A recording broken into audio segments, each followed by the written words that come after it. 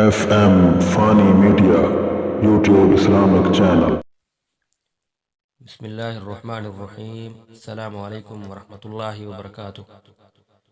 حضرت ابو ہریرہ رضی اللہ تعالی عنہ سے روایت ہے کہ رسول اللہ صلی اللہ علیہ وآلہ وسلم نے فرمایا، وہ آدمی ذلیل ہو، وہ خوار ہو، وہ رسوا ہو۔ عرض کیا گیا، یا رسول اللہ صلی اللہ علیہ وسلم، کون یعنی کس کے بارے میں یہ ارشاد فرمایا گیا ہے؟ آپ صلی اللہ علیہ وسلم نے فرمایا، وہ بد نصیب جو ماں باپ کو یا دونوں میں سے کسی ایک ہی کو بڑھاپے کی حالت میں پائے، پھر ان کی خدمت اور ان کا دل خوش کر کے جنت حاصل نہ کر سکے۔ صحیح مسلم۔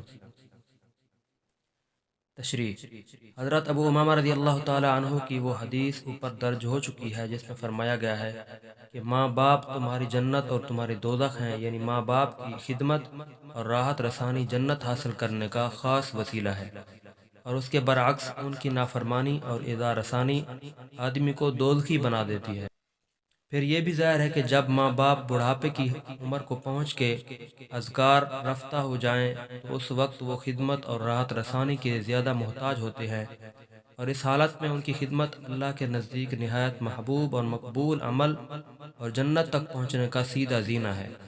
بس اللہ تعالیٰ جس بندے کو اس کا موقع میسر فرمائے اور وہ ماں باپ کا یا دونوں میں سے کسی ایک ہی کا بڑھاپا پائے اور پھر ان کی خدمت کر کے جنت تک نہ پہنچ سکے، بلا شبہ وہ بڑا بد نصیب اور محروم ہے، اور ایسوں کے حق میں رسول اللہ صلی اللہ علیہ وسلم کا فرمانا ہے کہ وہ نامراد ہوں، ذلیل و خوار ہوں، رسوا ہوں۔